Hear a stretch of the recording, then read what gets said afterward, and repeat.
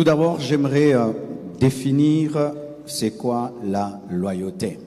On dit aux gens, tu dois être loyal, tu n'es pas loyal, sois loyal. C'est quoi la loyauté? La loyauté se définit comme étant la fidélité à tenir ses engagements.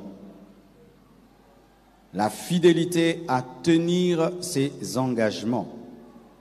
La fidélité à tenir ses vœux. La fidélité en parole devant Dieu et devant les hommes. Lorsque nous parlerons de la loyauté, nous n'allons pas parler que de Dieu et ni des hommes seulement, mais de Dieu et des hommes. C'est la fidélité en parole envers Dieu et devant les hommes. La loyauté, c'est le respect, c'est le fait de respecter et de tenir ses engagements écrits, verbaux et tacites. Tacites, ce sont des engagements sans parole et sans écrit, mais vous vous entendez sans parler et sans écrire. Aussi, c'est le fait de ne jamais trahir ceux qui ont confiance en nous. La loyauté, c'est respecter sa part du contrat. La loyauté, c'est la gratitude et la reconnaissance. La loyauté, c'est la soumission à l'autorité, le respect de l'autorité. La loyauté, c'est être digne de confiance. Es-tu digne de confiance, toi qui veux réussir? Es-tu soumis à l'autorité, toi qui veux réussir? Es-tu respectueux de l'autorité, toi qui veux réussir? As-tu le sens de la reconnaissance, de la gratitude? Sais-tu dire merci? Est-ce que tu as comme style de vie la trahison ou la confiance, toi qui veux réussir? Sais-tu respecter et tenir tes engagements écrits, verbaux et tacites, toi qui veux réussir? Est-ce qu'on peut dire que tu es une personne digne de confiance? Est-ce que tu accomplis tes vœux, faits à Dieu et faits aux hommes? Est-ce que tu es fidèle dans tes engagements, faits à Dieu et aux hommes? Cela détermine ton succès. Vous savez, souvent, nous les chrétiens, on nous a amenés que sur le chemin des démons. Lorsque notre vie ne va pas bien, qui est le sorcier de ma famille? Qui est le démon à côté de moi? Qui est le sorcier autour de moi? Rarement nous regardons en nous-mêmes pour dire, est-ce que je suis digne de confiance? Est-ce que je suis une personne loyale? Est-ce que je suis digne de confiance? Entre le premier culte et le deuxième culte, le frère Franck vient me voir. Il me dit, pasteur, tu m'avais donné un chèque à retirer. J'avais oublié. Voici, j'ai retiré. Et d'ailleurs, il y a quelqu'un qui a donné ça pour l'œuvre de Dieu. Je n'étais pas au courant. Personne, il n'y avait pas de caméra. Lui-même vient. J'avais même oublié que je lui avais donné ce chèque. Mais lui n'a pas oublié. Il est venu, il a remis. Si demain, je veux faire des grandes choses et je vais chercher quelqu'un qui est loyal en argent, je chercherai qui? Franck. Ce n'est pas qu'il a jeûné, ce n'est pas qu'il a prié, il a été honnête. Alléluia.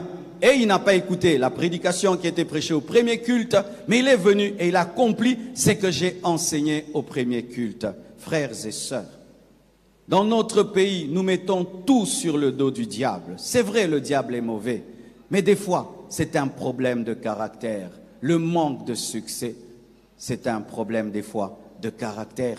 Tu n'es pas digne de confiance. Tous nos visiteurs, presque tous, nous les mettons à l'hôtel du fleuve.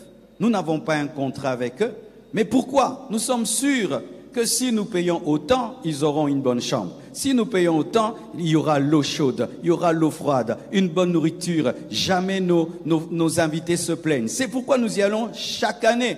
Mais pourquoi on ne va pas ailleurs? Ce n'est pas qu'eux ont le fétiche ou la magie. Ils sont dignes de confiance. Soyez dignes de confiance, vous réussirez. Soyez dignes de confiance, vous réussirez. Je dis, soyez dignes de confiance, vous réussirez. Alléluia. Pourquoi tu es venu ce dimanche? Parce que tu es sûr que celui qui va te prêcher la vérité. Vrai ou faux? Alléluia. Ce qui fait aussi, je dois être digne de votre confiance. Que je veux t'annoncer ce que Dieu va dire. Que ça te plaise ou pas, tu entendras la vérité. Et tous les amoureux de la vérité disent non, je vais là-bas. Même s'il va m'énerver, même s'il va me donner la joie, mais au moins je sais que Dieu va me parler. Frère, sois digne de confiance, tu réussiras. Sois digne de confiance dans ton domaine et tu réussiras. La loyauté. Lorsque nous lisons Proverbe 6, versets 1 à 5, ce sont des fortes déclarations. Je ne sais pas si tu as déjà lu ce passage. Écoutez ceci. Proverbe 6, verset 1, la Bible dit, « Mon fils, si tu as cautionné ton prochain, si tu t'es engagé pour autrui, si tu es enlacé par les paroles de ta propre bouche, si tu es pris par les paroles de ta bouche, fais donc ceci, mon fils, dégage-toi. Puisque tu es tombé au pouvoir de ton prochain, va, prosterne-toi et fais des instances auprès de lui. Ne donne ni sommeil à tes yeux, ni assoupissement à tes paupières. Dégage-toi comme la gazelle de la main du chasseur, comme l'oiseau de la main de l'oiseleur. La Bible parle là de la parole donnée. La Bible dit que lorsque tu donnes ta parole à quelqu'un, tu deviens prisonnier de cette personne. Quand tu dis à quelqu'un, mon frère, nous allons faire ceci. Et si tu fais bien, je vais te payer $300. Une fois que tu as dit que tu vas payer $300, tu es maintenant prisonnier de ce que tu as dit. Alléluia. Mais si tu changes et tu dis non, mais maintenant c'est 100, maintenant c'est 50, directement, cette personne peut t'amener en prison, dans la vraie prison de ce monde, mais aussi, elle peut parler devant Dieu et Dieu va te frapper.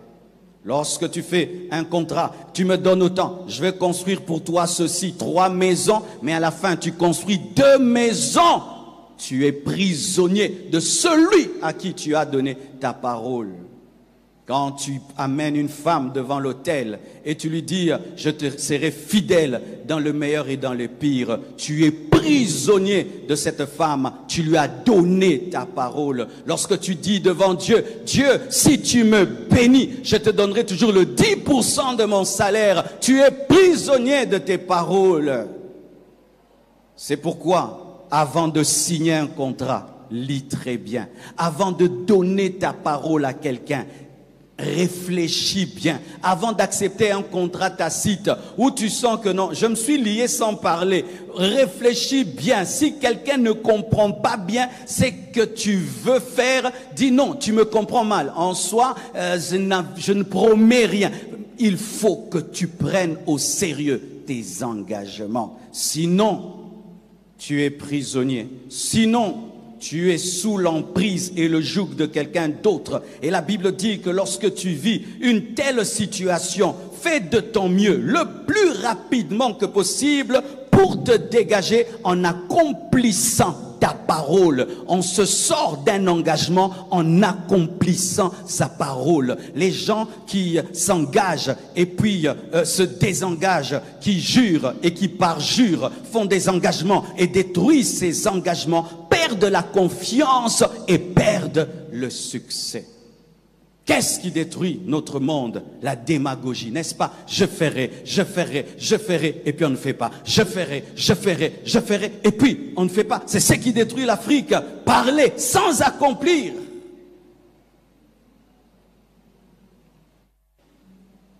Je ne sais pas si vous avez déjà médité sur l'attitude des rois dans les temps antiques. Un roi dit une chose, et même si cette chose se retournera contre lui ou contre son propre enfant, comme il a parlé, il ne doit qu'accomplir. Le roi était l'ami de Daniel, mais le roi avait fait un édit. Il avait dit, celui qui ne se prosternera pas devant ma statue sera jeté dans la fosse aux lions. Et il lance la parole comme ça. Il ne pouvait s'imaginer que cette parole allait lui créer des problèmes. Son meilleur ami, Daniel, pêche contre sa parole. Et on lui dit, tu avais dit. Et comme il avait dit, il dit à Daniel, que ton Dieu soit avec toi. Malgré moi, je dois te jeter dans la fosse aux lions. Mais quand ton Dieu te délivre. Mais comme j'ai parlé, mon trône est bâti sur la parole. Si je parle et puis je change, je ne serai plus un roi. Que Dieu, ton Dieu te sauve.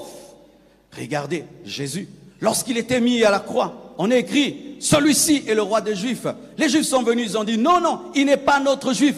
Qu'est-ce que l'autorité a dit? Ce qui est écrit est écrit. Je ne peux pas changer ce que j'ai dit. Parce que si je change, je perds le pouvoir. Mais quand tu parles, tu changes, tu corriges, et tout, tu perds la crédibilité. Les gens qui changent tout le temps leurs paroles perdent la crédibilité. Imaginez si la Bible tout le temps était révisée, changée, modifiée, changée, modifiée. On n'allait jamais croire en la Bible. Mais Dieu dit que personne ne doit ajouter, personne ne doit rétranger. C'est pourquoi la Bible est puissante, parce que c'est une parole qui ne change pas. Nous devons être comme Dieu pour réussir. Dieu est, j'allais dire, un homme de parole. Dieu est une personne de parole.